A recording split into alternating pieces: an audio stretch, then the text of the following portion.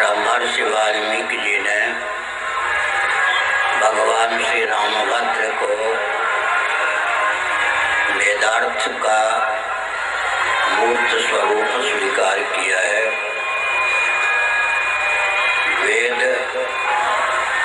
वेद्य जो परम तत्व है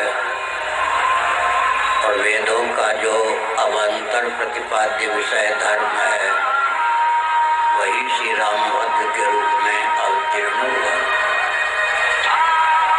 रामो विग्रहवान धर्मः स्वयं प्रभु, ये सब वचन वाल्मीकि रामायण में सन्निहित है। वाल्मीकि रामायण में और रामचरितमानस के अयोध्या कांड में भगवान श्री रामभद्र के लिए मर्यादा पुरुषोत्तम शब्द का प्रयोग हुआ है।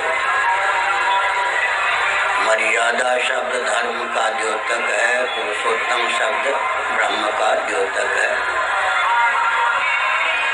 इस प्रकार धर्म और ब्रह्म का युग्म सम्मिलित एकीभूत पुंजीभूत स्वरूप ही भगवान श्री रामभद्र हैं। एक विचित्र बात है, बलभद्र तो हम कह देते हैं, पर कृष्ण भद्र कहने में भद्दा लगता है। इसका अर्थ क्या है? श्रीमद् भागवत के एकादश स्कंद में सुभद्र शब्द का प्रयोग आया है। भगवान श्री कृष्ण लीला पुरुषोत्तम है, इसलिए उनके लिए कृष्ण भद्र शब्द का प्रयोग कुछ क्लिष्ट लगता है। तो मर्यादा पुरुषोत्तम के रूप में भगवान श्री रामभद्र का अवतार हुआ। वही रामभद्र जब लीला पुरुषोत्तम के रूप में अवतीर्ण होना चाहते थे तो धर्म को प्रेरित किया कि तुम युधिष्ठिर के रूप में अवतीर्ण हो, क्योंकि अब मैं लीला पुरुषोत्तम का रूप धारण करने वाला हूँ। कहीं कहीं लीला के संदर्भ में लोक वेद प्रसिद्ध है, सामान्य मर्यादा का अतिक्रमण होता हुआ भी परिलक्षित हो सकता है। एक विशेष बात सुनने और समझने की है, जिनका भगवान या ईश्वर परमात्मा जगत बना सकता है और जगत बन भी सकता है, उन्हीं का भगवान परमात्मा या ईश्वर अवतार ले सकता है साक्षात। फिर से सुनिए, वैदिक हों या वैदिक, वो ईश्वर का अस्तित्व स्वीकार करते हैं, लेकिन अपने ईश्वर को जगत का केवल निर्माता मानते हैं। जगदाकार उद्भासित होने वाले नहीं मानते, जगत का उपादान कारण जगत के रूप में निर्मित होने वाले नहीं मानते। उनका ईश्वर साक्षात अवतार नहीं लेता है। आजकल वेदांती भी कुछ ऐसे विकट हो गए हैं जो भगवान के अवतार को लेकर ही कटाक्ष करने लग गए हैं। मैंने संकेत किया, जिनका भगवान जगत बना सकता है, जगत बन भी सकता है, उन्हीं का भगवान साक्षात अवतार ले सकता है। वेदों को प्रमाण तो मान लिया नैयायिकों ने, वैशेषिकों ने, लेकिन उनका ईश्वर जगत बना सकता है, जगत बन नहीं सकता, एतावता श्री रामकृष्ण आदि के रूपों में साक्षात अवतार भी नहीं ले सकता। योगियों ने वेदों को प्रमाण माना, क्लेश कर्म विपाक आशय से परामृष्ट पुरुष विशेष उनके यहाँ ईश्वर है। उनका ईश्वर जगत बना सकता है, जगत बन नहीं सकता। पारिभाषिक दृष्टि से अभिन्न निमित्तोपादान कारण नहीं हो सकता। आजकल की चुलबुली भाषा में मेकर और मैटर दोनों नहीं हो सकता। केवल मेकर ही हो सकता है, मैटर नहीं हो सकता, तो उनका ईश्वर अवतार भी नहीं ले सकता। एक बार मैं योग दर्शन पर विज्ञान भिक्षु की टीका पढ़ रहा था। कल योग दर्शन के आधार पर योग की बृहद विवेचना भी यहाँ भगवत कृपा से सुलभ हुई। तो एक बहुत ही प्रसन्नता हुई। विज्ञान भिक्षु महाभाग ने योग दर्शन की सीमा में भगवान के साक्षात अवतार का खंडन किया। उनकी टीका संस्कृत में है। उन पंक्तियों को मैंने लगभग 30-32 साल पहले किसी डायरी में लिख भी ली। कहाँ लिखी गई अब ध्यान में नहीं, लेकिन विज्ञान भिक्षु टीका तो है ही, आज भी सुलभ।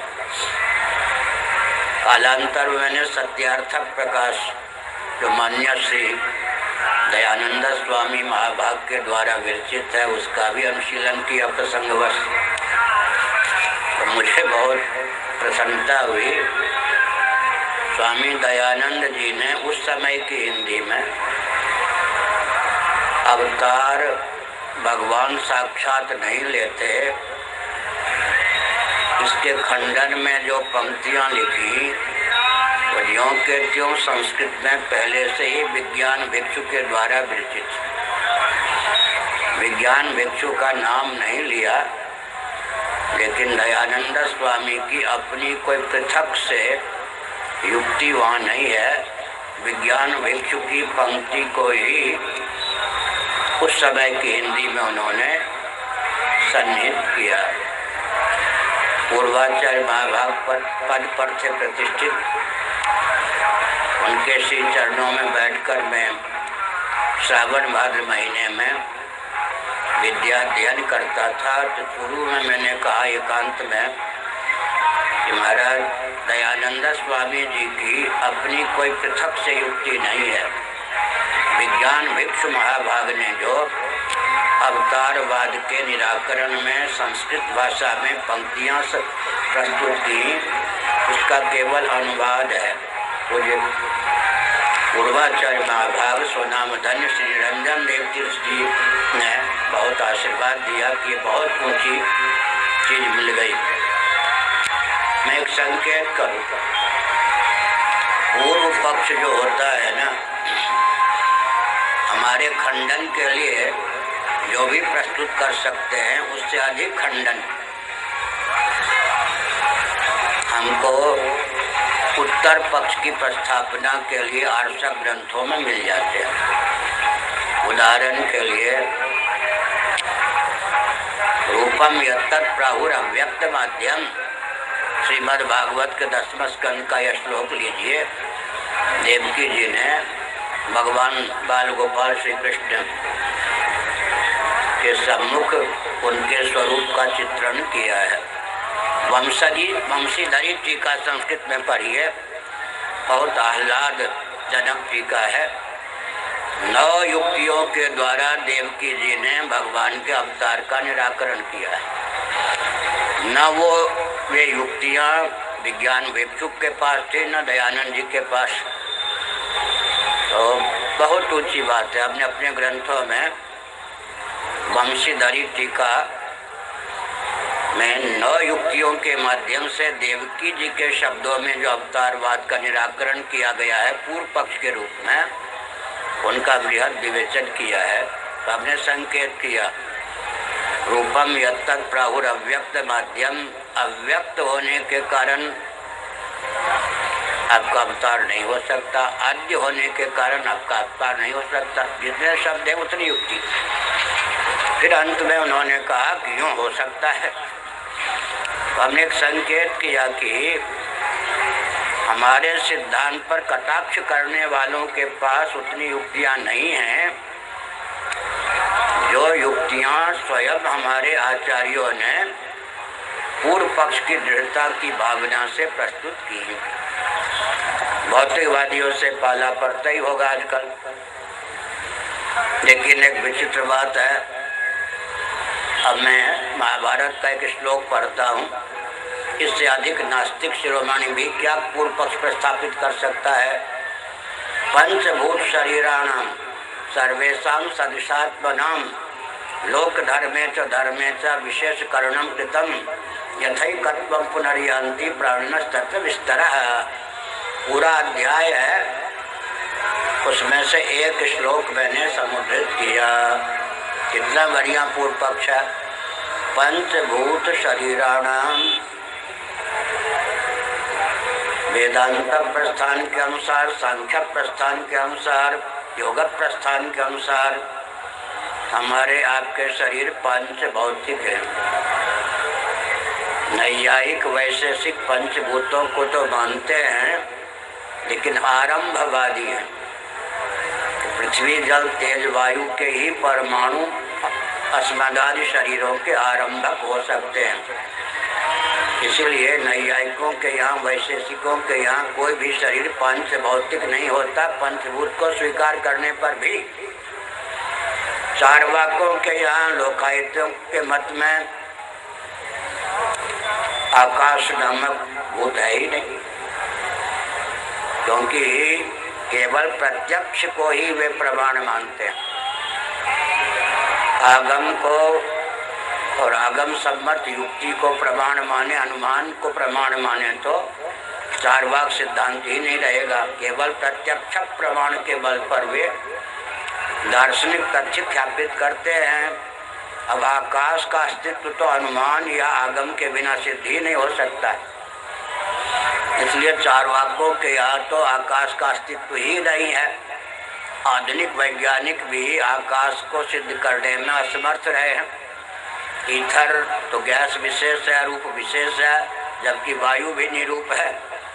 आकाश तक आधुनिक वैज्ञानिकों की भी गति नहीं हो पाई है। उनके यहाँ तो कोई भी शरीर चातुर्भौतिक ही हो सकता है। नैयायिक आकाश का अस्तित्व मानते हैं, वैशेषिक आकाश का अस्तित्व मानते हैं, लेकिन शरीर की संरचना पार्थिव परमाणुओं से, वारुण परमाणुओं से, तेजस परमाणुओं से या वायव्य परमाणुओं से ही संभव है। उनके यहाँ भी पंच भौतिक शरीर नहीं हो सकता।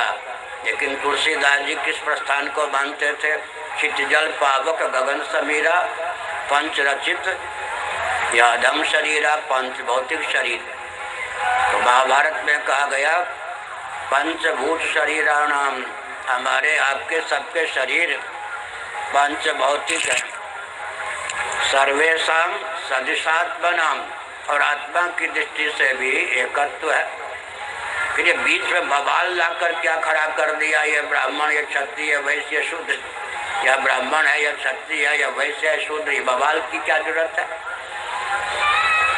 तात्विक विवेचन करने पर देह की दृष्टि से साम्य है और आत्मा की दृष्टि से भी साम्य है। आत्मा को दृष्टा तो मानना ही पड़ेगा।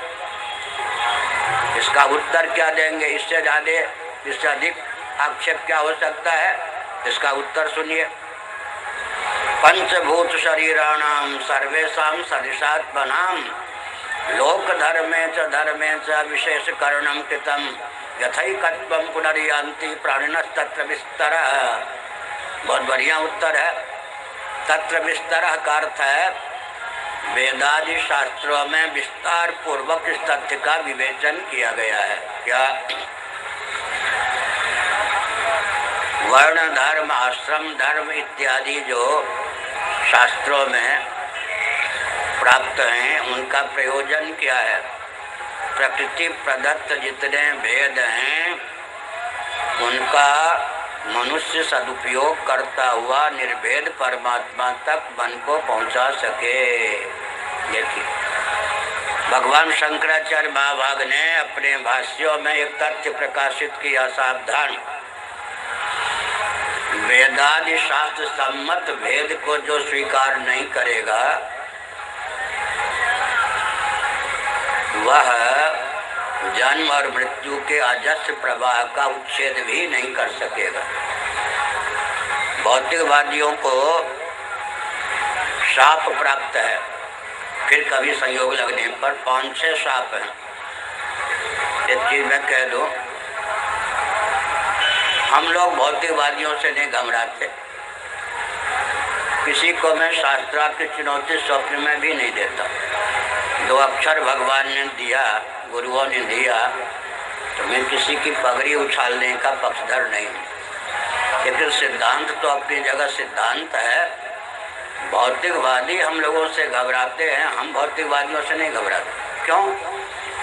भौतिकवादियों की जितनी पोल पट्टी है दार्शनिक धरातल पर, जिनकी उनकी हीनता न्यूनता है, उन सबको हम लोग जानते हैं। और हम लोगों के महत्व को, वेदांत शास्त्रों के महत्व को भौतिकवादी नहीं जान पाते। इसलिए भौतिकवादी सीख सकते हैं, लेकिन भौतिकवादी सिखाना प्रारंभ करें तो मुक्की खा जाएंगे, क्योंकि उनके पास कोई सामग्री नहीं है जिससे हम लोग प्रभावित हो सकें। तो हमने संकेत किया, प्रकृति प्रदत्त, कोई परमात्मा को ना भी माने, नेचर तो मानेगा, प्रकृति तो मानेगा। प्रकृति प्रदत्त जितने भेद हैं उनका सदुपयोग करता हुआ व्यक्ति निर्भेद परमात्मा या कोई तत्व हो उस तक पहुंच सके, इसकी स्वस्थ विधा क्या होगी? 5 उंगलियां हैं, हथेली एक। एक बार बिलासपुर में जिस कमरे में मुझे ठहराया गया छत्तीसगढ़ में, आधुनिक विधा से एक बक्से में जल था और कछुआ तैर रहा था।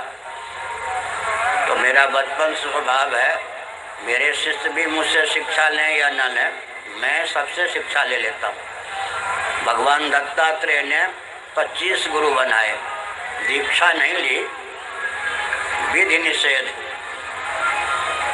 की दृष्टि से 25 गुरु बनाए। उपलक्षण है, अचित पदार्थों के 24 प्रभेद हैं, इसलिए बाह्य जगत से उन्होंने 24 पदार्थों से शिक्षा ली। फिर अध्यात्म शरीर को भी गुरु बनाया। चित्त पुरुष, पुरुष को लेकर 25 तत्वों की सिद्धि होती है। अचित पदार्थ के 24 प्रभेद, 25वां पुरुष तत्व है। तो भगवान दत्तात्रेय विष्णु भगवान के ज्ञानावतार होने पर भी उन्होंने विधि मुख से शिक्षा ली, निषेध मुख से शिक्षा ली। जिसके जीवन में या जिस वस्तु में, जड़ वस्तु भी हो तो विधि मुख से शिक्षा लेने योग्य गतिविधि है, उससे विधि मुख से शिक्षा लीजिए। निषेध मुख से जहाँ शिक्षा लेने की आवश्यकता है वहाँ निषेध मुख से शिक्षा लीजिए, तो निंदक और समीक्षक नहीं बनेंगे। आपको दंडाधिकारी किसने बनाया? श्रीमद् भागवत के 11 स्कंध में विचित्र तथ्य है, दूसरों के स्वभाव की जो निंदा करता है या प्रशंसा करता है, यहाँ तक है। निंदा तो कथमा भी ना करे, लेकिन दूसरों के स्वभाव की जो निंदा करता है, प्रशंसा करता है, आशु झटपट उसका पतन हो जाता है। कारण क्या बताया? असत्य अभिनिवेशतः, असत्य में अभिनिवेश लगाव के कारण। आत्मा की समीक्षा करेगा, निंदा करेगा, स्तुति करेगा, तो देहेंद्रीय प्राणांतकरण के स्वभाव के ये सब तो अनात्म पदार्थ हैं। दूसरों के स्वभाव की जो निंदा करता है वो तो शीघ्र पतित होता ही है, प्रशंसा करने वाला भी पतन के गर्त में जाता है। यहाँ तक कहा गया। तो हम समीक्षक नहीं बनते, लेकिन आत्म कल्याण के लिए समीक्षा करते हैं, किसी की पगड़ी उछालने के लिए नहीं। तो हमने एक संकेत किया सज्जनों। क्या संकेत किया? अगर कोई परमात्मा को न माने तो भी उसके सामने समस्या है। प्रकृति प्रदत्त जितने भेद हैं उन भेदों का सदुपयोग भौतिकवादी कर सकते हैं क्या? कछुए का मैंने दृष्टांत दिया। कछुआ अपने ढंग से जल में इधर उधर कर रहा था, मैंने सोचा इसी को गुरु बना लूं। बहुत विचित्र बात है, शरीर का जन्म भी उस कुल में हुआ जहाँ कश्यप गोत्र, ऋग्वेदी पूरी पीठ का भी गोत्र वही है। दैवयोग से दोनों के गोत्र में साम्य है।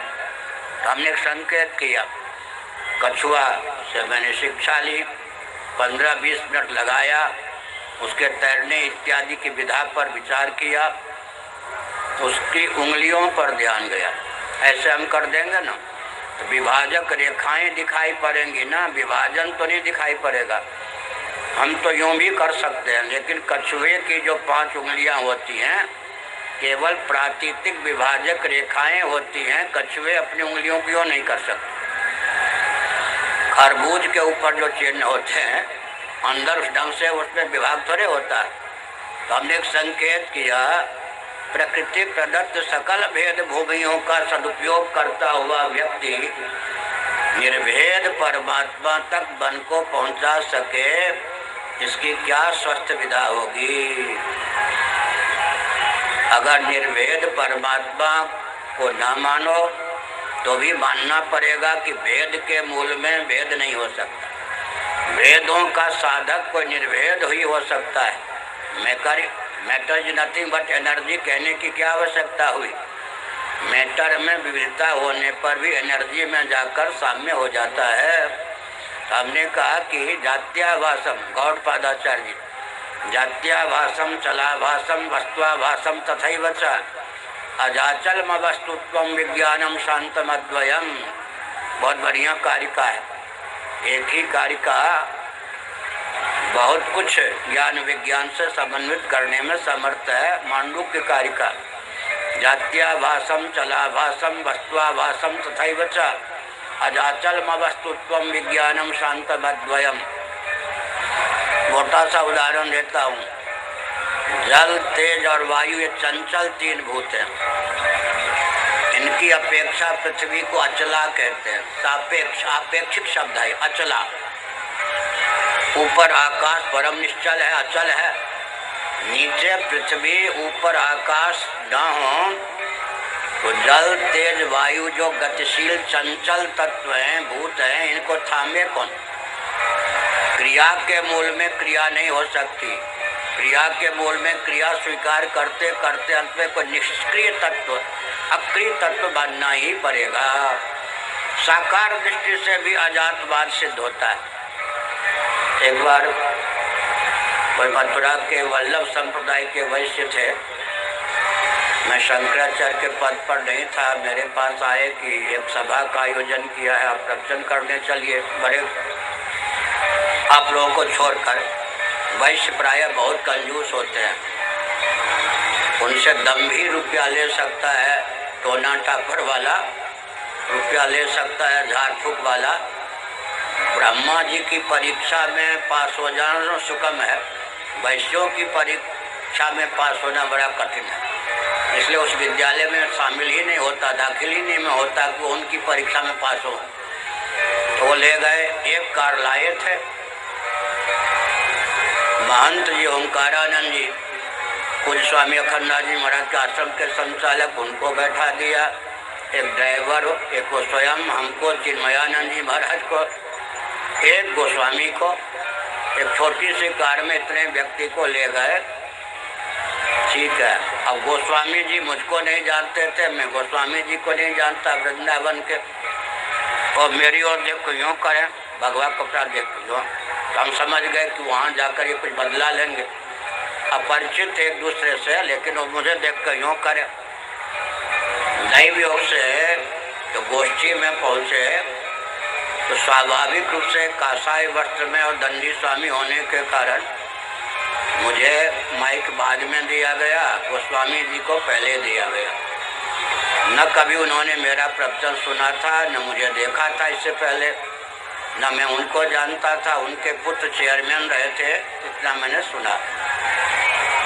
उन्होंने शंकराचार्य को लक्ष्य, आदि शंकराचार्य को लक्ष्य बनाकर मुझे उनका प्रतिनिधि समझकर कुछ खंडन करने का उपहास किया।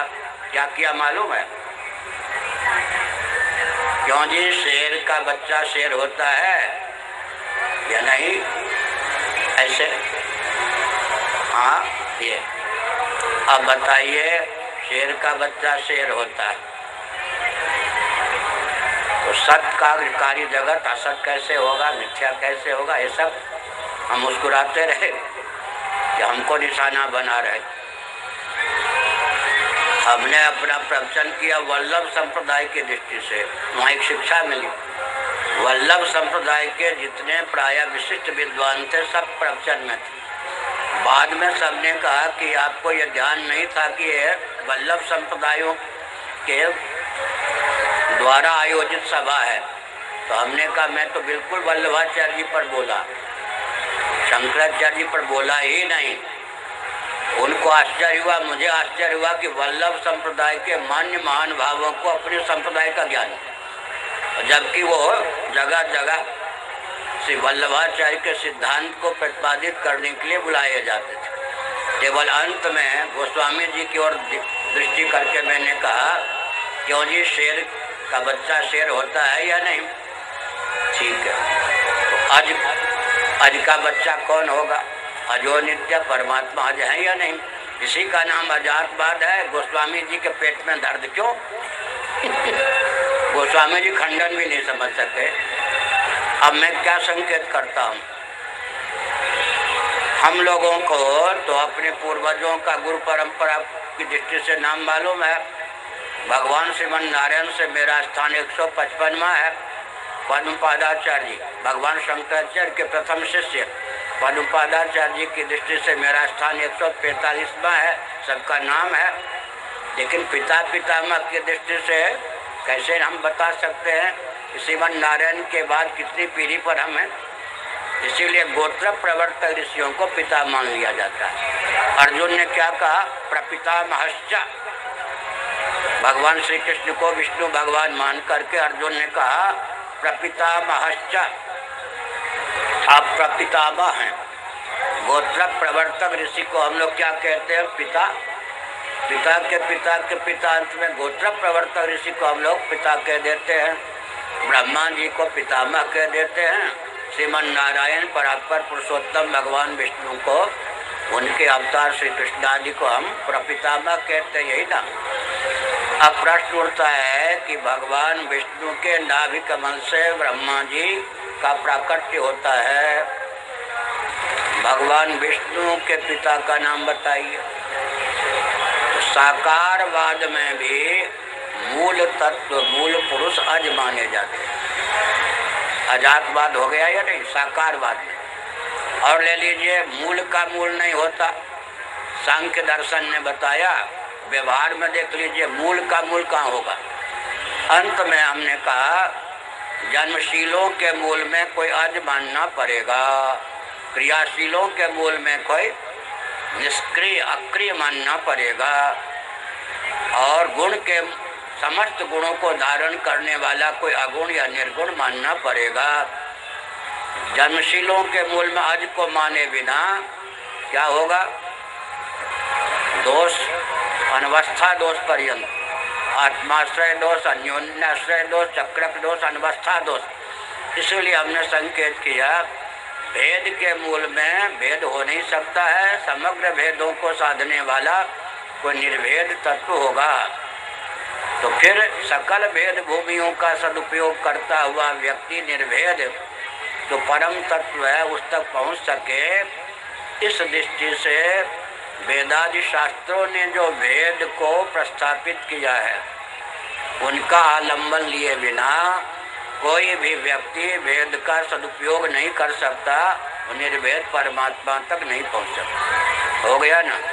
ये ब्राह्मण क्यों, ये क्षत्रिय क्यों, ये वैश्य क्यों?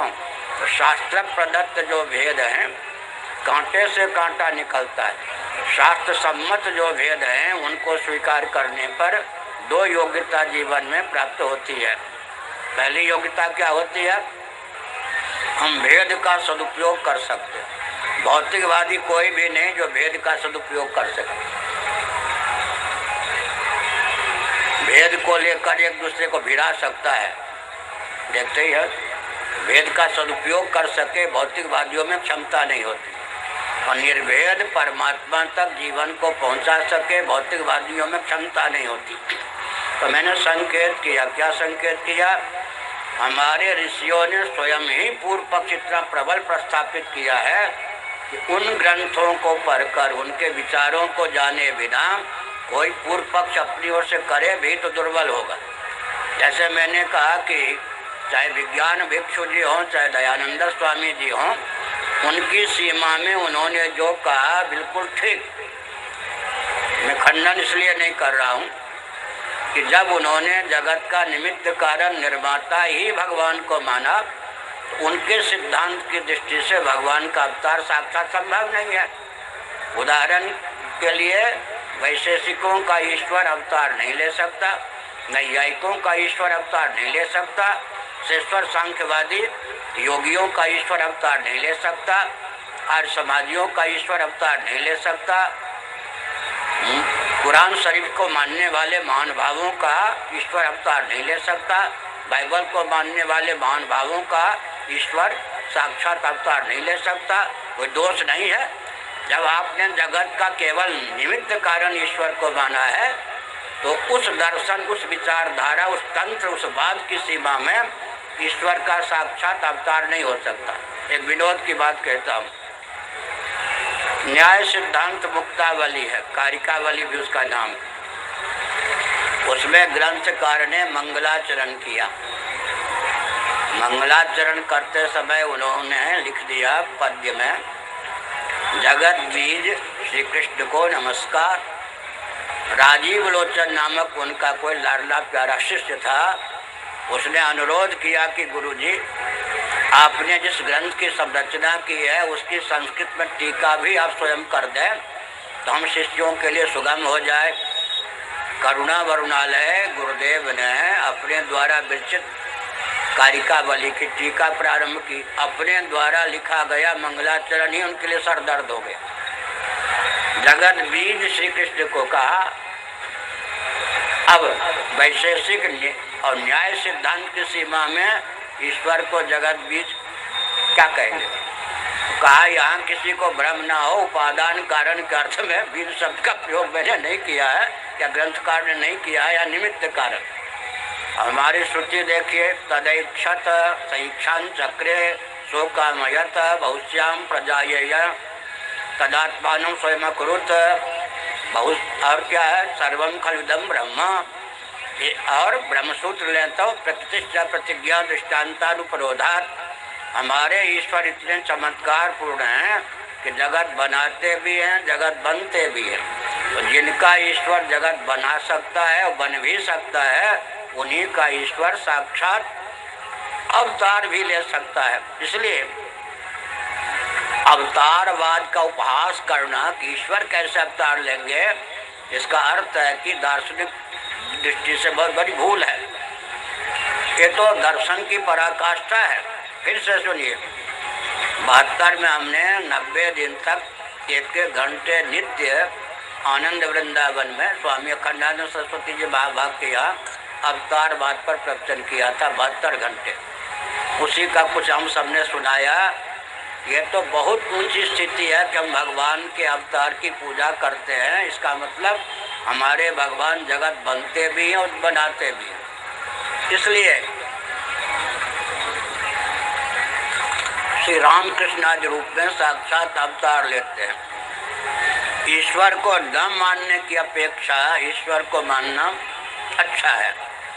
लेकिन थोड़ा विचार कीजिए, पूज्य गुरुदेव धर्म सम्राट स्वामी श्री करपात्र महाभाग ने यजुर्वेद पर भाष्य लिखा। तो अंतिम अध्याय 40वां ईशावास्योपनिषद है। प्रसंगानुसार उस पर भी उनको भाष्य लिखना ही था। उन्होंने एक बहुत उत्तम तथ्य उद्भाषित किया। हम पृथक से मठ की ओर से उसे प्रकाशित करने जा रहे हैं। ईशावास्योपनिषद पर पूज्य गुरुदेव का भाष्य, हिंदी अनुवाद और टिप्पणी सहित। पूज्य गुरुदेव ने कहा कि जिनका ईश्वर जगत बना सकता है, जगत बन नहीं सकता, उनके ईश्वर में ईश्वर का लक्षण ही चरितार्थ नहीं होता। फिर से सुनिए, ईश्वर को न मानने की अपेक्षा ईश्वर को मानना अच्छा है। लेकिन जिनका ईश्वर जगत बना सकता है, जगत बन नहीं सकता, उनके ईश्वर में ईश्वर का लक्षण ही पूर्ण रूप से चरितार्थ नहीं होता। बहुत अच्छा उदाहरण दिया पूज्य गुरुदेव ने। कोई यांत्रिक मैकेनिक कोई यंत्र बना दे, मशीन बना दे, वो डंके की चोट से या दावे से नहीं कह सकता कि इस यंत्र पर मेरा पूर्ण अधिकार है, क्योंकि वह मेकर है, मैटर नहीं। लेकिन तरंगमाला जल के अनुशासन का उच्छेद करके क्षण भी अपनी सत्ता उपयोगिता सिद्ध कर दे, संभव नहीं। ध्यान गया। लोहे से बना हुआ जो दंड है वो लोहे के अनुशासन का, लोहे की सत्ता का अतिक्रमण करके अपनी सत्ता उपयोगिता सिद्ध कर दे, संभव नहीं है। तो ईश्वर को जब तक जगत का अभिन्न निमित्तोपादान कारण नहीं मानेंगे तब तक ईश्वर ही सिद्ध नहीं होगा। और एक ऊंची बात है, कल विषय चलाया ऋषिकेश जी ने, धर्म और ब्रह्म दोनों वेदिक समधिगम्य हैं। कुछ गुरुदेव ने एक रहस्य बताया, सावधान। श्री रामानुजाचार्य महाभाग ने ब्रह्म सूत्र पर भी भाष्य लिखा, उपनिषदों पर किसी वैष्णवाचार्य का भाष्य नहीं। श्री रामानंदाचार्य जी का भाष्य माना जाता है, लेकिन वस्तुस्थिति है उपनिषदों पर किसी वैष्णवाचार्य का भाष्य नहीं है। वो स्वामी अखंडानंद जी बात बहुत चुटकी लेते थे। वो कहते थे गीता आदि स्मृतियाँ हैं, उनके साथ कुछ इधर उधर कर दे कोई बात नहीं, वह स्तुति के साथ गड़बड़ करना ठीक वो अलग बात है। वो विनोदी थे बहुत। उपनिषदों पर किन्हीं वैष्णवाचार्य का भाष्य नहीं है। तो हमने एक संकेत किया। क्या संकेत किया? हमने ये संकेत किया कि जिनका ईश्वर जगत बना सकता है, जगत बन सकता है, उन्हीं का ईश्वर साक्षात अवतार ले सकता है। तो भगवान जगत बनाते हैं, जगत बनते भी हैं, इसलिए उनका जगत पर पूर्ण नियंत्रण है। भगवान के अनुशासन, भगवान की सत्ता, भगवान के हाथ से बाहर, ईश्वर के हाथ से बाहर जगत चला जाए, संभव नहीं है। इसलिए ईश्वर का लक्षण पूर्ण रूप से वहीं चरितार्थ होता है जहाँ ईश्वर जगत बनाने वाले, बनने वाले भी हैं। अब बहुत विचित्र बात है, भगवान शंकराचार्य महाभाग ने बृहदारण्यक उपनिषद के भाष्य में एक तथ्य प्रकाशित किया। ऐसे कुलाल, कुंभकार, कुम्हार की कल्पना कीजिए जो स्वयं को ही घड़े का रूप दे दे, वो घट कितना विलक्षण होगा। ऐसी मिट्टी की कल्पना कीजिए जिसे कुंभकार, कुलाल, कुम्हार की आवश्यकता न हो, स्वयं को ही वो घट बना दे, तो मिट्टी कितनी विलक्षण होगी।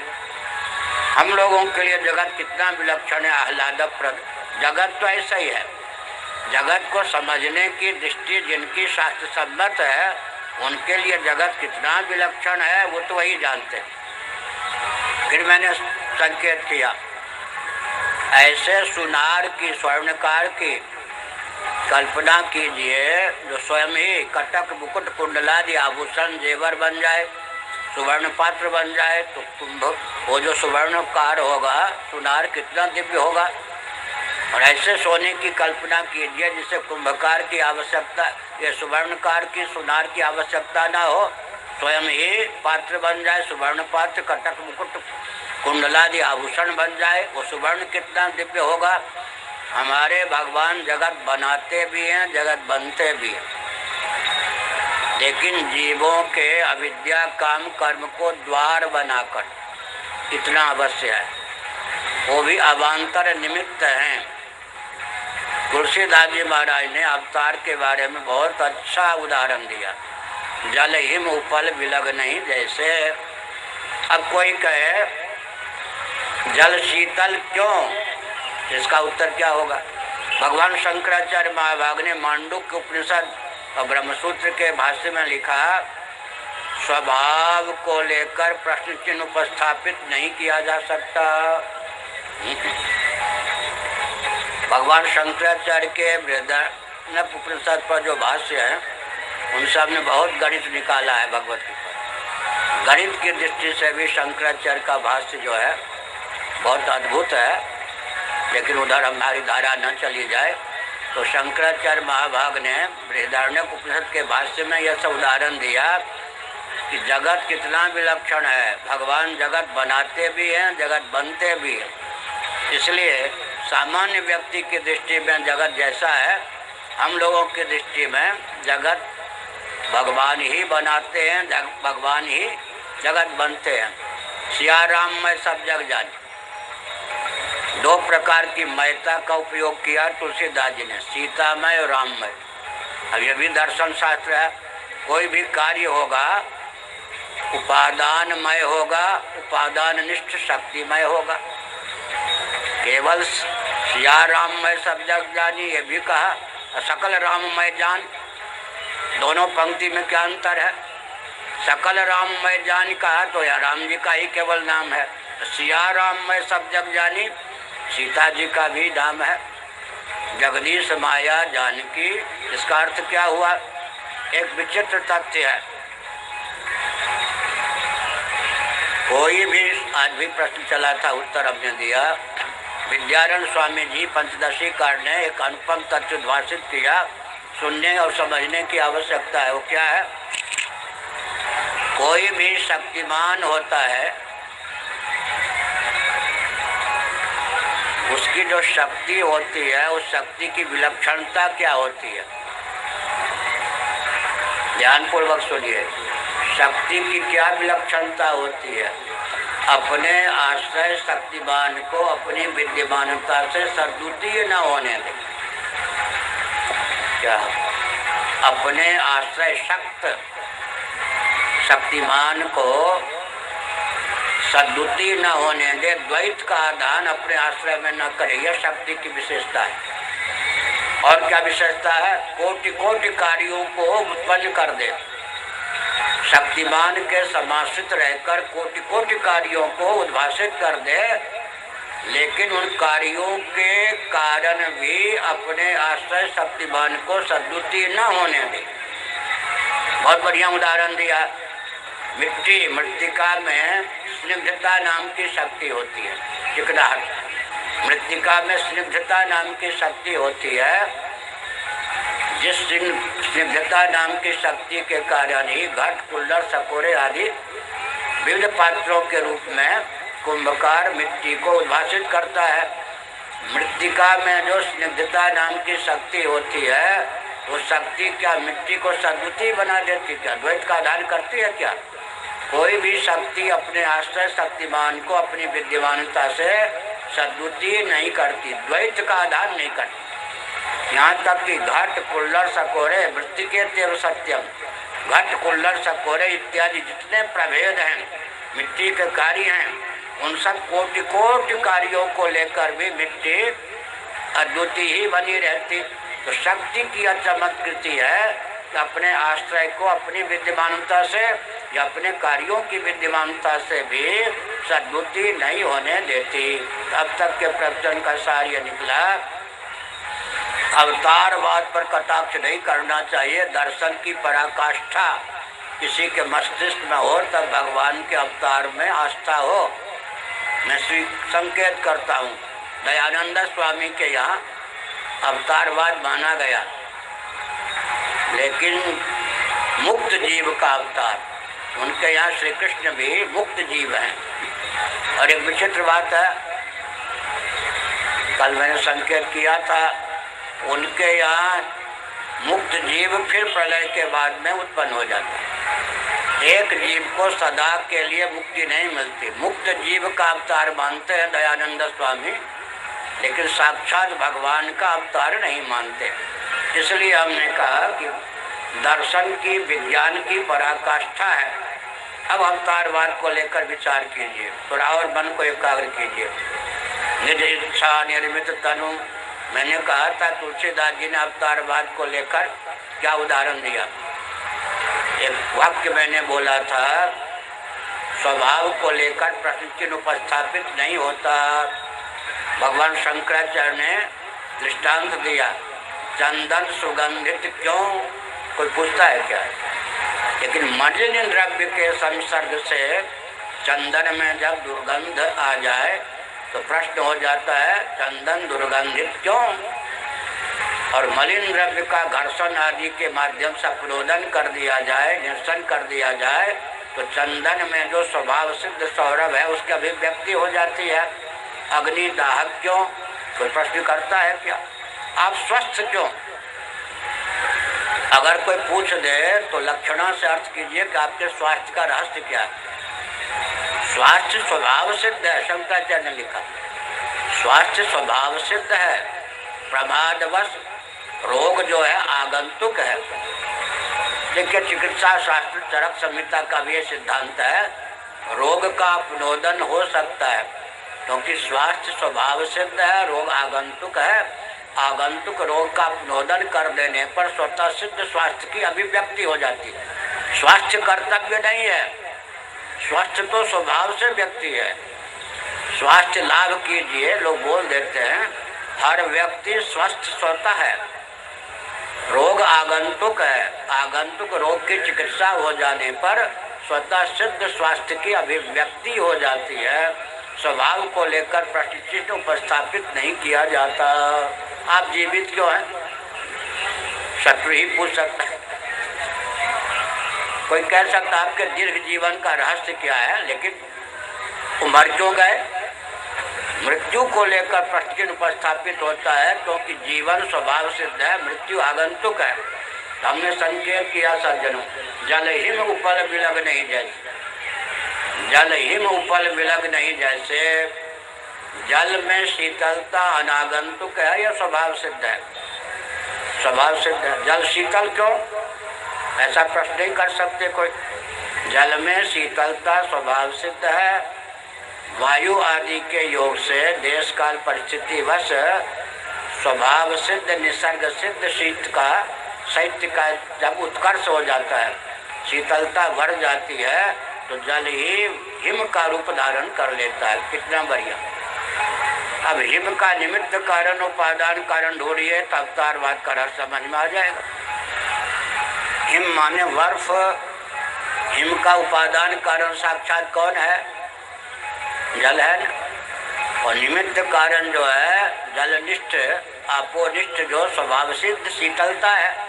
वायु अवान्तर निमित्त है, जिसके कारण वो शीतलता की प्रगल्भता हो जाती है, शीतलता बढ़ जाती है ऋतु आदि के योग से।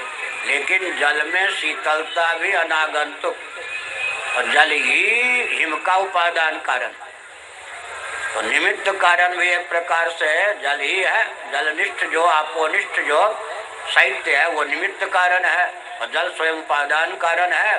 तो जैसे जल हिम उपल विलग नहीं जैसे, तो भगवान जो श्री रामकृष्ण आदि रूपों में अवतीर्ण होते हैं, उनके श्री विग्रह पर विचार करना चाहिए। पृथ्वी के अधिदैव जब उत्पन्न होंगे तो उनका शरीर पार्थिव माना जा सकता है, दिव्य। जल श्रीमद् भागवत, भगवान के अवतार के बारे में बहुत भ्रांतियां हैं। संभवतः 1 करोड़ वेदांती अगर हो तो शायद एक वेदांती अवतार को ठीक से मानता हो, समझता हो। पृथ्वी के अधिदैव, जल के अधिदैव, तेज के अधिदैव, वायु के अधिदैव, आकाश के अधिदैव जब अवतार लेते हैं वो कार्यकोटि का अवतार है। अवतार के 3 वेद, कार्योपाधिक अवतार, कारणोपाधिक अवतार, कार्य कारणातीत परब्रह्म का अवतार। अवतार के 3 वेद होते हैं। हमने संकेत किया, क्या संकेत किया? स्वप्नावस्था आपको आती है, स्वप्न आता है। स्वप्न में जो शरीर मिलता है, स्वप्न में उससे स्वप्नावस्था का व्यवहार चलता है या नहीं? लेकिन थोड़ा विचार कीजिए, स्वप्न में जो शरीर मिलता है वो सप्त धातु में होता क्या? भगवान के श्री विग्रह की दिव्यता को समझने के लिए अपने जीवन का अनुशीलन कीजिए। स्वप्न में जो हमको शरीर मिलता है, जिससे हम स्वप्न काल में व्यवहार करते हैं, वो शरीर क्या सप्त धातु में होता है? मनोमय होता है या नहीं?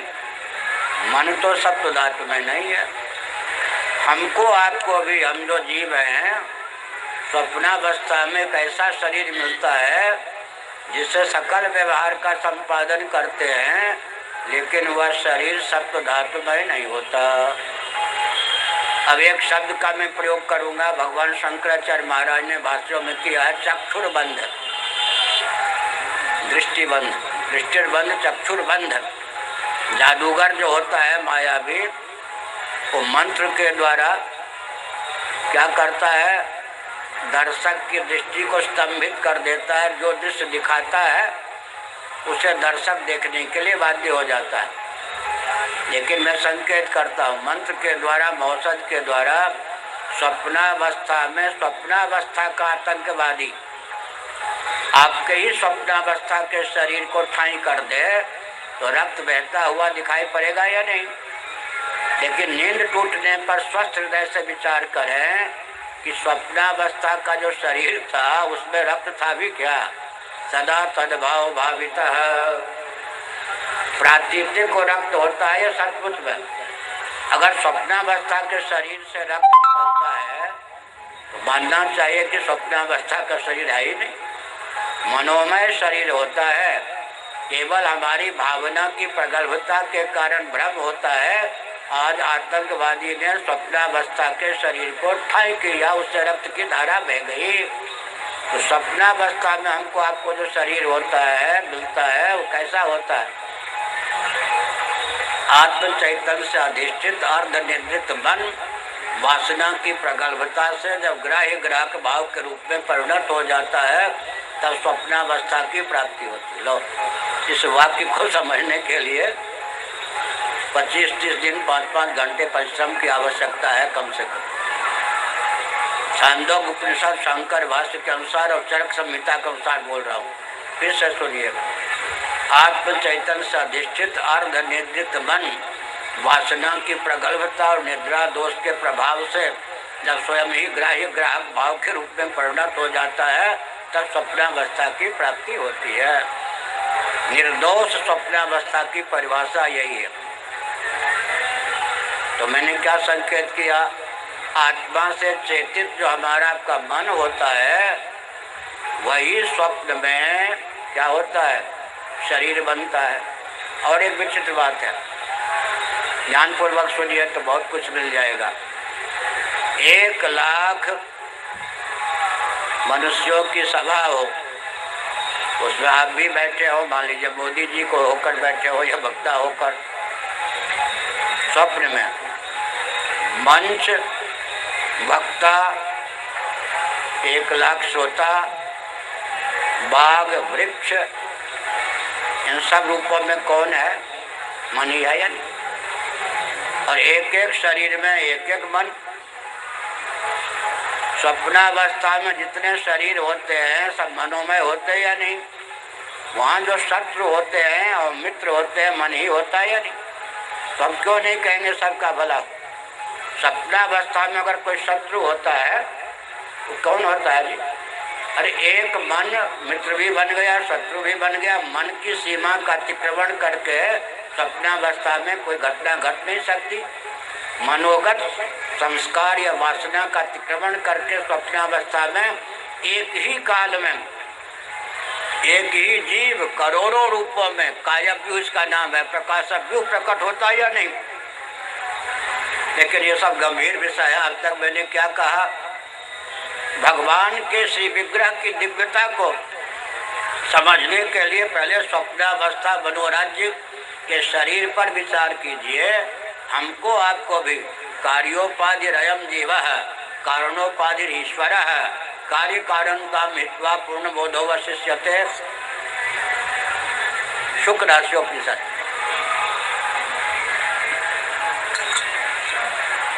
स्वप्नावस्था में मनोराज्य में व्यवहार साधने के लिए हमको आपको जो शरीर मिलता है वह सप्त धातुमय नहीं होता। अब थोड़ा और वेदांत को थोड़ी देर के लिए छोड़ दीजिए।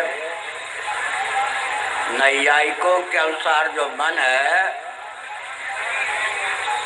न भूत है न भौतिक है, अणु परिमाण परिमित स्वतंत्र द्रव्य है। नैयायिकों का मन न भूत कोटि का होता है न भौतिक। मन तो सबके पास है, मन का विश्लेषण प्रस्थान भेद से पृथक पृथक होता है। नैयायिकों का मन जो है अणु परिमाण परिमित है, भौतिक नहीं है, भूत कोटि का नहीं है। सांख्यों के यहाँ जो मन है वो भी भौतिक नहीं है, अंतःकरण भौतिक नहीं है। अब थोड़ी देर के लिए क्या करें? सांख्य, योग, न्याय, इन चारों की दृष्टियों से हम स्वप्नावस्था के शरीर पर विचार करें तो क्या निष्कर्ष निकलेगा? असप्त धातुमय और अभौतिक स्वप्नावस्था का शरीर होता है। क्योंकि मन सप्त धातुमय नहीं है और भौतिक नहीं है।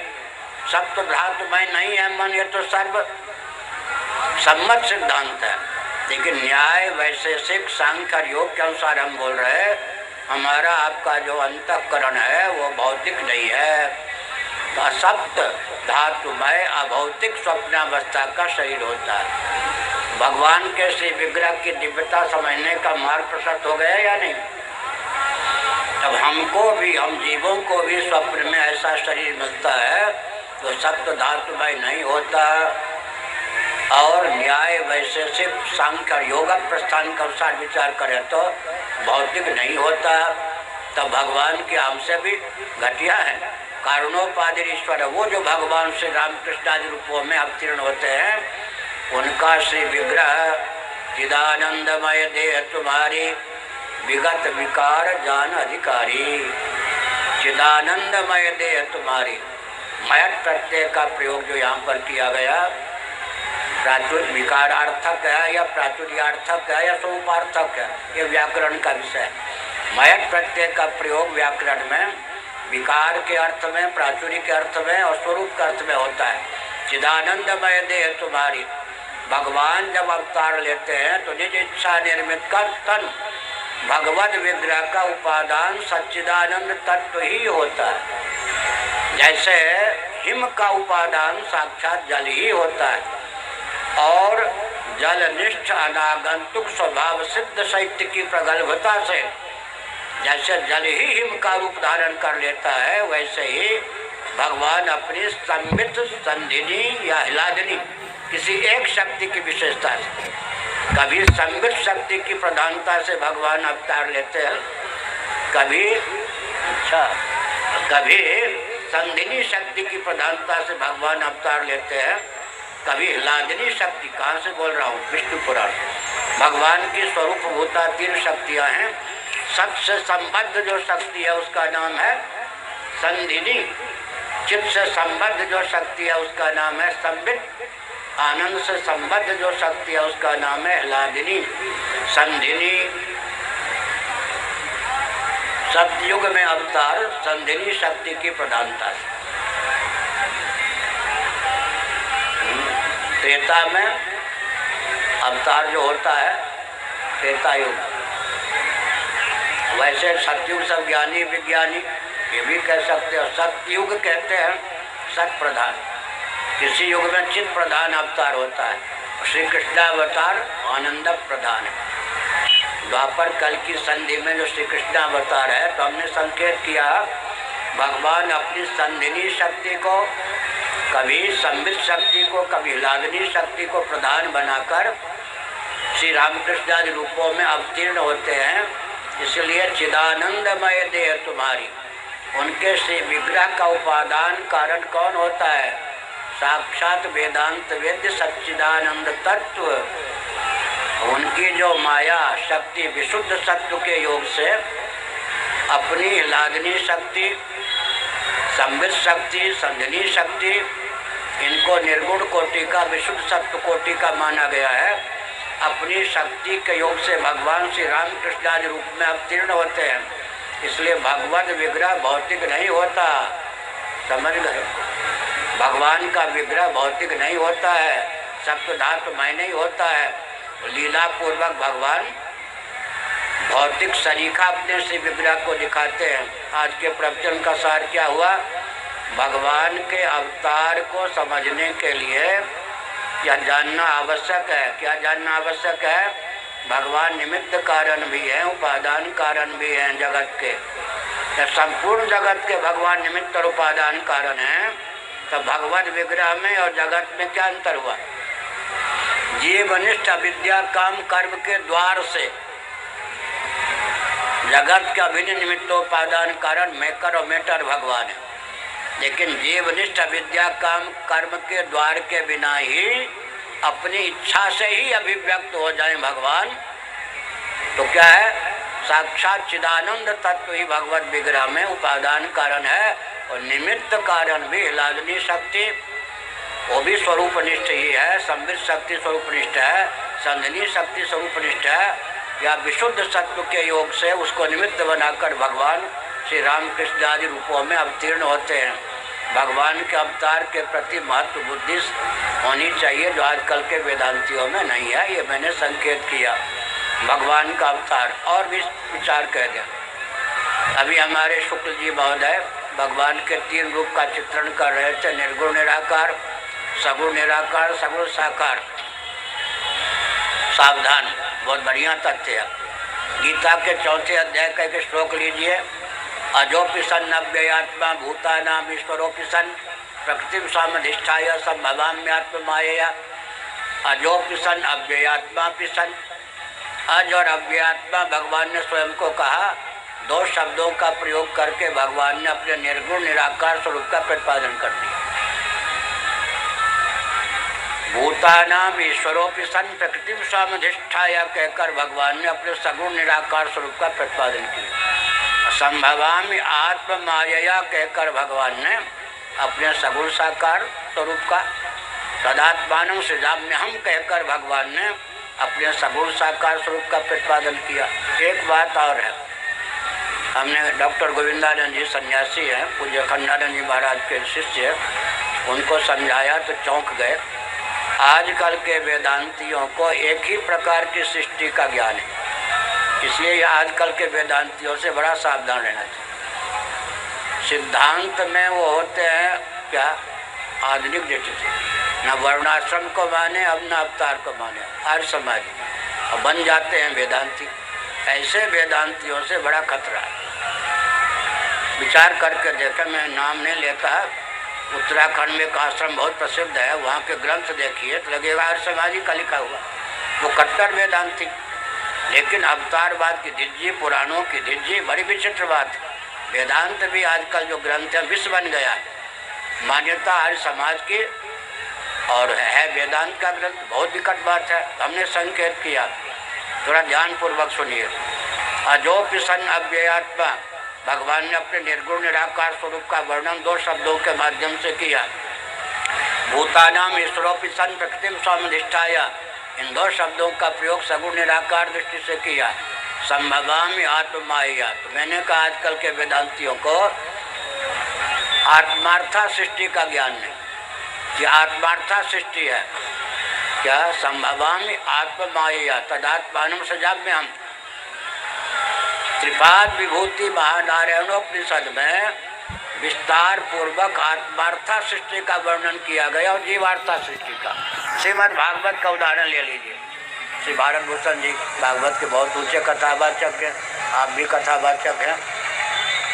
शुक्ल जी ने भी कथा की है भागवत की, मुझे मालूम है। मैं संकेत करता हूँ। बुद्धिन्द्रिय मन प्राणान जनानाम असजत प्रभु, जनानाम शब्द का प्रयोग है। श्रीधर स्वामी ने टीका लिखी, जीवार्था सृष्टि है। आजकल के वेदांतियों को केवल जीवार्था सृष्टि का ज्ञान है, आत्मार्था सृष्टि का ज्ञान नहीं है। त्रिपाद विभूति महानारायणोपनिषद में आत्मार्था सृष्टि का विस्तार पूर्वक वर्णन है, जिसकी दिव्यता को समझे बिना वेदांतियों का ज्ञान परिपुष्ट हो ही नहीं सकता। तो हमने संकेत किया सज्जनों, क्या संकेत किया, आप ध्यानपूर्वक सुनिए। जिनका ईश्वर जगत बना सकता है, जगत बन नहीं सकता, उनका ईश्वर बीच में टंगा रहता है। निंदा नहीं कर रहा, उन्हीं का सिद्धांत बता रहा हूँ। वैशेषिकों का ईश्वर सगुण साकार, न ऊपर निर्गुण न नीचे सगुण निराकार। वैशेषिकों का ईश्वर सगुण निराकार, क्योंकि जगत बना सकता है, जगत बन नहीं सकता, ऊपर निर्गुण नहीं हो सकता, नीचे साकार नहीं हो सकता। नैयायिकों का ईश्वर सगुण निराकार, शेश्वर सांख्यवादी योगियों का ईश्वर सगुण निराकार, कुरान शरीफ की सीमा का जो गॉड सगुण निराकार, बाइबल की कुरान शरीफ की सीमा का जो खुदा हो सगुण निराकार, बाइबल की सीमा का जो गॉड वो सगुण निराकार, और समाजियों का जो ईश्वर सगुण निराकार। ये मान्यता है, आलोचना नहीं। जिनका ईश्वर जगत बना सकता है, जगत बन नहीं सकता, उनका ईश्वर स्वरूप से निर्गुण नहीं होता और साकार नहीं होता, बीच में होता है सगुण निराकार। यह भी समझने की आवश्यकता है। अपनी सीमा में अगर दयानंद स्वामी भगवान का अवतार नहीं मानते तो मैं उन्हें निर्दोष मानता हूँ। जब उन्होंने ईश्वर को जगत का केवल निमित्त कारण माना, उनका ईश्वर स्वभाव से सगुण निराकार ही हो सकता है। एक बार कोई प्रसंग आया तो पूज्य पदासीन पूर्वाचार्य महाभाग श्री निरंजन देव जी महाराज ने कहा, उन्होंने कहा मेरे पास समय नहीं है, तो पूज्य स्वामी कृपाती जी महाराज हमारे गुरुदेव का नाम लिया कि वेदांत पारिजात का किसी आर्य समाजी सज्जन ने खंडन किया। बरेली से ग्रंथ प्रकाशित हुआ था वेदार्थ कल्पद्रुम नाम से, जबकि आर्य समाजी कल्पद्रुम मानते ही नहीं, न पारिजात मानते हैं। विद्वान मनुष्य का नाम ही वो देवता मानते हैं। तो इसका खंडन कर दो, बाद में समय मिलेगा मैं उसे संस्कृत में कर दूँगा। कई 100 पृष्ठ लिखा, लेकिन 105 पृष्ठ तैयार करके उनको दिखाया।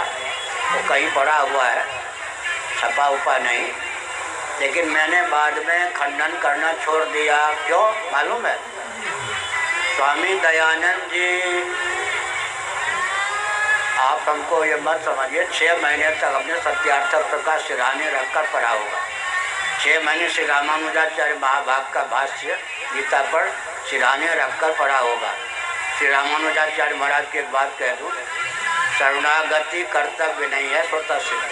कितना ऊंचा सिद्धांत। शरणागति कर्तव्य नहीं है। घटाकाश और महाकाश पहले से एक है, जल तरंग और जल पहले से एक है, जीव और ईश्वर अंश और अंशी पहले से एक है। शरणागति तो स्वतः सिद्ध है, अनुसंधान अपेक्षित। कितनी ऊंची बात।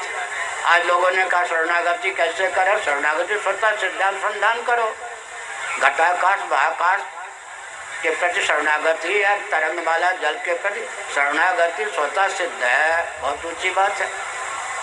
अब हम संकेत करते हैं कि जिनका ईश्वर जगत बना सकता है, जगत बन नहीं सकता, उनका ईश्वर सगुण निराकार होता है। सत्यार्थ प्रकाश में बड़ी विचित्र बात है कि मान्य श्री रामानुजाचार्य महाभाग ने जो अपने भाष्यों में जहाँ जहाँ श्रुतियों में निर्गुण शब्द का प्रयोग आया है, वहाँ क्या लिखा मालूम है?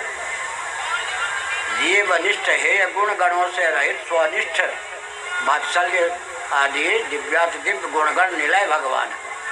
श्री रामानुजाचार्य महाभाग ने अपने भाष्यों में जितने विशेषण प्रयुक्त किए हैं, गीता भाष्य का पहला वाक्य लंबा है, वो पढ़ लीजिए, सारे विशेषण आ जाएंगे आपको। हम उस नकल नहीं करते, आपको अपनी हिंदी परिष्कृत करनी हो तो गीता प्रेस से श्री रामानुजाचार्य महाभाग का भाष्य हिंदी अनुवाद सहित प्रकाशित है। पहला वाक्य पढ़ लीजिए। उनके ग्रंथों में जितने लालित्य हैं, उन्हीं विशेषणों का प्रयोग भगवान के लिए एक वाक्य में उन्होंने कर दिया। तो श्री रामानुजाचार्य ने लिखा, वस्तुतः निर्गुण भगवान नहीं है। क्यों नहीं है? जीवनिष्ठ हेय गुणगण आश्री संपत्ति ब्रह्म प्रमाद करुणा पाष्टभ विप्लिप्सा आदि जीवनिष्ठ हेय गुणगणों से रहित होने के कारण भगवान को हम निर्गुण कहते हैं। स्वोचित अपने अनुकूल दिव्यात दिव्य अचिंत गुणगणों से संपन्न भगवान। अब यहाँ विचार करने योग्य है कि जगत के अभिन्न निमित्तोपादान कारण भगवान को मान करके अगर भगवान को स्वरूप से निर्गुण नहीं माना जाता तो विचारणीय विषय हो जाता। ये भूतले घटो नास्ति, एक घट भी रह जाएगा, घट माने घड़ा, तो घट को भूतल को निर्घट नहीं कह सकते। जीवनिष्ठ गुणगण न सही, भगवान में स्वोचित दिव्यात दिव्य गुणगण होंगे तो अभी तो भगवान सगुण हो ही जाएंगे। एक गुण भी, एक घट भी भूतल पर है तो भूतल को पृथ्वी को निर्घट नहीं कह सकते। मान लिया कि जीवनिष्ठ है गुणगणों से भगवान रहित है, स्वोचित दिव्यात दिव्य अचिंत अनंत गुणगणों से समलंकृत भगवान है, तो अभी तो सगुण ही सिद्ध हो गए। इसलिए श्रीमद् भागवत के 11 स्कंद के आधार पर और प्रवचन को विराम भी दे रहा हूँ, हरि अनंत हरि कथा अनंता। गुण की परिभाषा बहुत विलक्षण है। श्रीमद् भागवत ने जो गुण की परिभाषा की है उधर ध्यान केंद्रित करना आवश्यक है। सुनिए, जब नैयायिक वैशेषिक गुण शब्द का प्रयोग करेंगे, शब्द स्पर्श रूप रसगंध से गुण है या नहीं, तो सत्वगुण रजोगुण तमोगुण का नाम लेंगे क्या वो? सांख्यवादी योगी जब अपने ग्रंथ को लिखेंगे तो वहाँ सत्वगुण होगा, रजोगुण होगा, तमोगुण होगा। नैयायिक वैशेषिक अपने प्रस्थान में तो सत्वगुण रजोगुण तमोगुण को फटकने नहीं देंगे। तो भागवत ने जो गुण को परिभाषित किया है उस पर ध्यान केंद्रित करना आवश्यक है। माम भजन्ति गुणा सर्वे निर्गुणम निरपेक्षकम सुहृदम प्रियमात्मानम साम्या संगादयो गुणा। यहाँ से गुरु ग्रंथ गोविंद के पास से हमने गुण की परिभाषा निकाली। माम भजन्ति गुणा सर्वे, दिव्याति दिव्य चिंत गुणगण निलय भगवान है। मैं गुणों का भजन नहीं करता, सेवन नहीं करता, मैं परिपूर्ण हूँ, मुझे दिव्याति दिव्य गुणगणों की भी आवश्यकता नहीं है। ये क्या करते हैं, पाउडर वाउडर लगाते हैं ना लोग आजकल, कथावाचक भी इस मंच पर कोई ऐसे कथावाचक नहीं है, पाउडर लगा के आते हो। चेचक आदि जो है उनको भरने के लिए क्या करते, पाउडर आदि लगा लेते हैं। ये जो गुण क्या करते हैं, आप अपने आश्रय में कोई हीनता हो तो उसका प्रबोधन करते हैं। गुण की सार्थकता क्या है जी?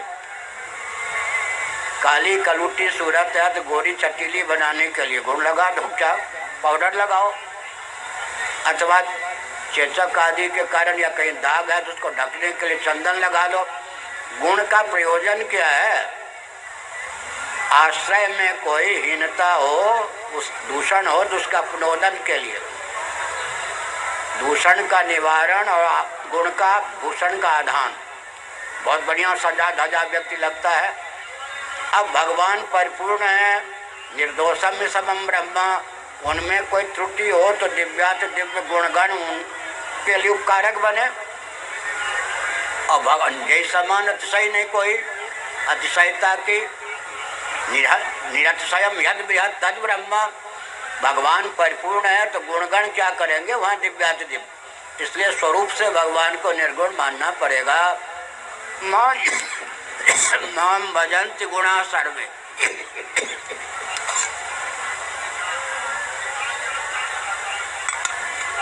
दिव्यात दिव्य अचिंत्य अनंत गुणगण भी मेरा भजन करते हैं, सेवन करते हैं। मैं उन गुणों का भजन सेवन नहीं करता। उदाहरण पहले दे दूं।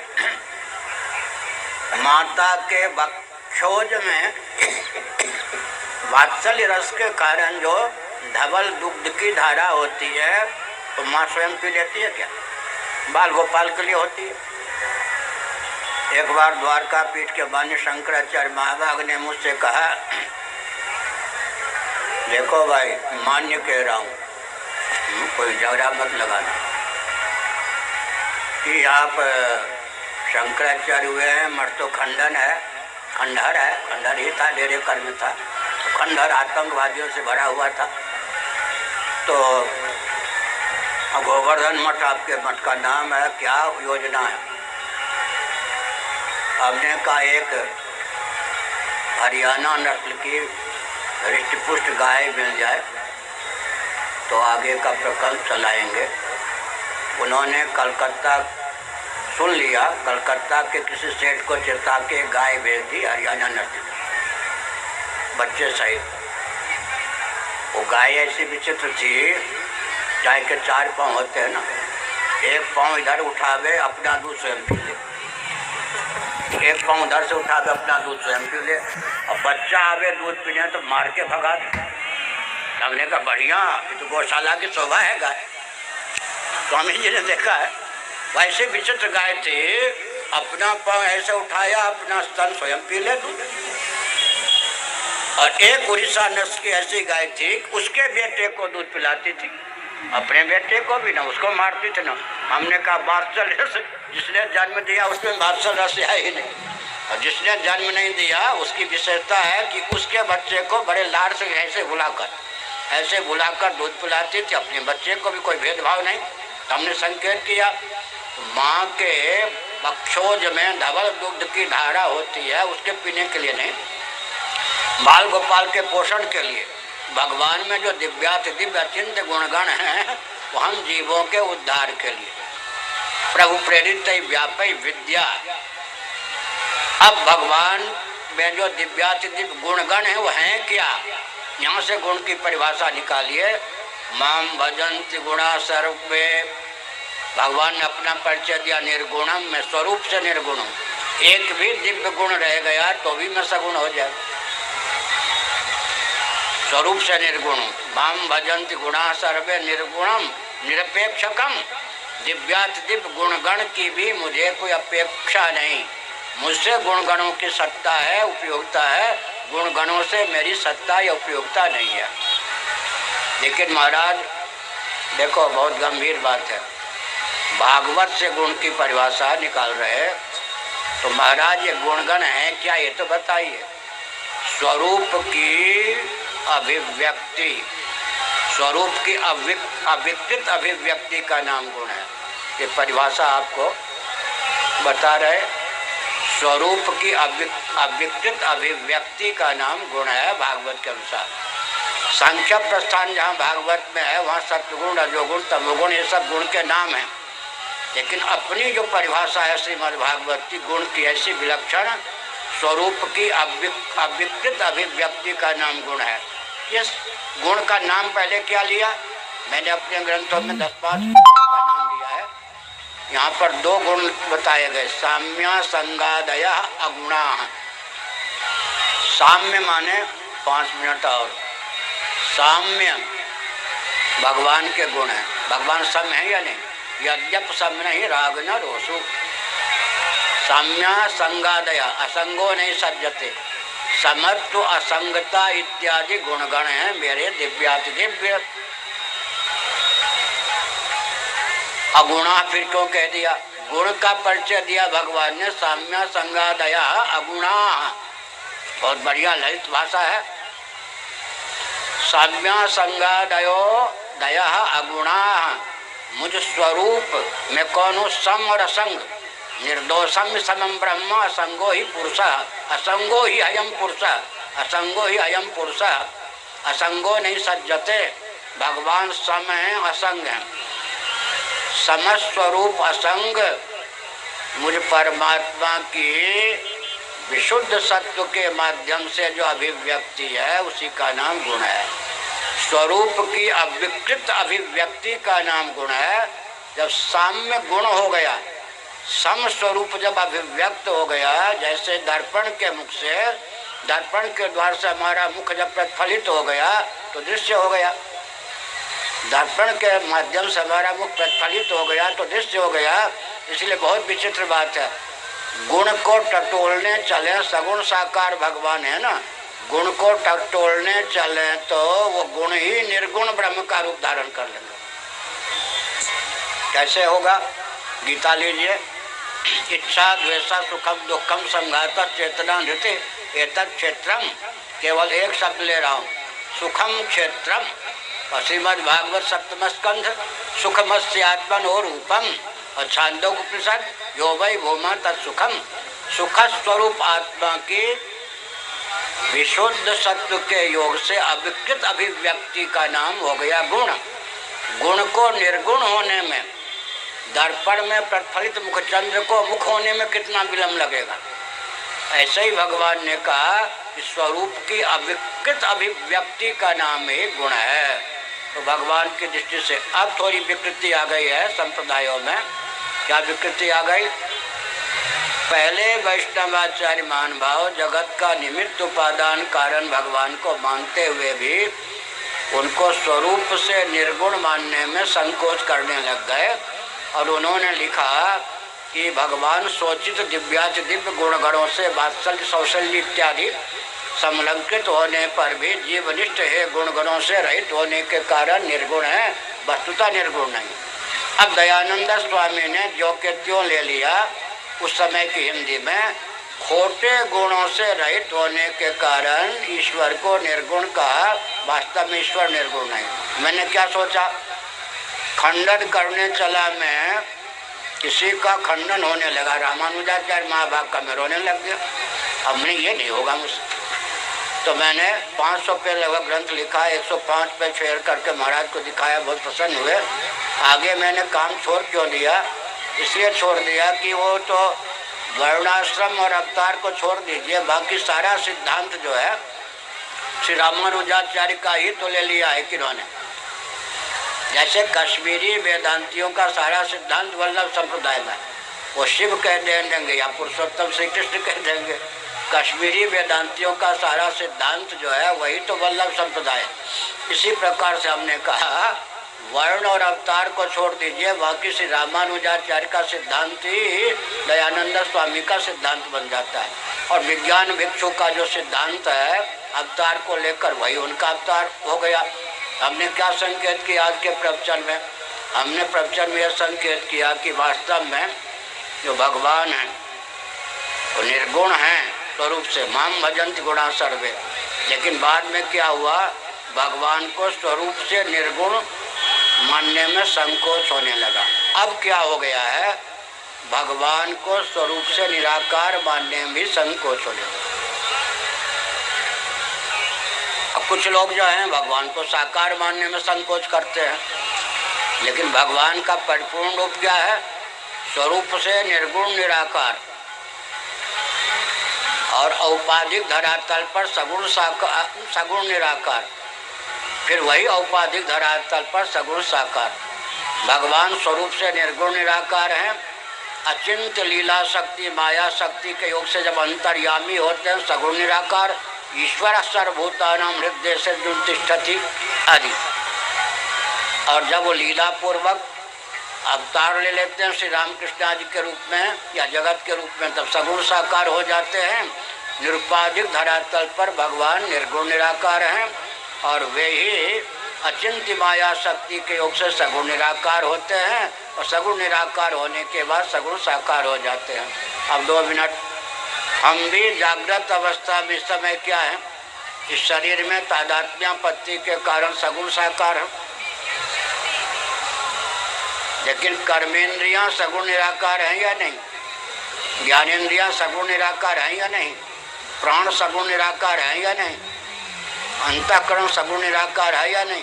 सगुण माने और निराकार माने, निराकार का अर्थ होता है निरूप और निर्गुण का अर्थ होता है जिसकी सत्ता हो विशेष उपयोगिता ना हो। निर्गुण का अर्थ होता है जिसकी सत्ता हो विशेष उपयोगिता न हो, और निराकार का अर्थ होता है रूप विहीन। कर्मेंद्रियां ये तो गोलक हैं, स्थूल शरीर। कर्मेंद्रियां सगुण निराकार, ज्ञानेंद्रियां सगुण निराकार, अंतःकरण सगुण निराकार, प्राण सगुण निराकार, भूख सगुण निराकार, प्यास सगुण निराकार, चिंता सगुण निराकार, शोक सगुण निराकार, काम सगुण निराकार, क्रोध सगुण निराकार, लोभ सगुण निराकार, मोह सगुण निराकार। सगुण निराकार सूक्ष्म शरीर में तादात्म्यापत्ति के कारण हम आप क्या हो जाते हैं, सगुण निराकार। लेकिन मन सगुण निराकार होने पर भी मनोनिष्ठ वासना जब उद्भूत हो जाती है तो स्वप्नावस्था में हम फिर सगुण साकार होकर विचरने लगते हैं। गाढ़ी नींद में हम सबके सब सगुण निराकार होते हैं या नहीं? प्राज्ञ भूमि में हम सबके सब सगुण निराकार होते हैं। और अगर उस अविद्या को भी कर्षित कर दें तो हम हो जाते निर्गुण निराकार। हम भी स्वरूप से निर्गुण निराकार हैं। सुषुप्ति में हम सगुण निराकार हो जाते हैं। जागृत अवस्था में, स्वप्नावस्था में, मनोराज्य की दृष्टि में हम सगुण साकार होते हैं। लेकिन स्वप्नावस्था में जो सगुण साकार होते हैं उसमें दिव्यता होती है, सप्त धातुमय शरीर नहीं होता, मनोराज्य की सामग्री नहीं होती। सुषुप्ति में भी जब हम भी सगुण साकार, सगुण निराकार, निर्गुण निराकार हैं तो भगवान को भी सगुण साकार, सगुण निराकार, निर्गुण निराकार मानना चाहिए। लेकिन भगवान के जो गुणगण हैं उसका मैंने परिचय दिया। स्वरूप की प्रकारांतर अभिव्यक्ति का नाम, स्वरूप की अविकृत प्रकारांतर अभिव्यक्ति का नाम ही गुण है। इसलिए भगवान के जो गुणगण हैं वो सत्वगुण, रजोगुण, तमोगुण के परिणाम स्वरूप नहीं है। श्री राम जय राम, जय जय राम, हर हर महादेव।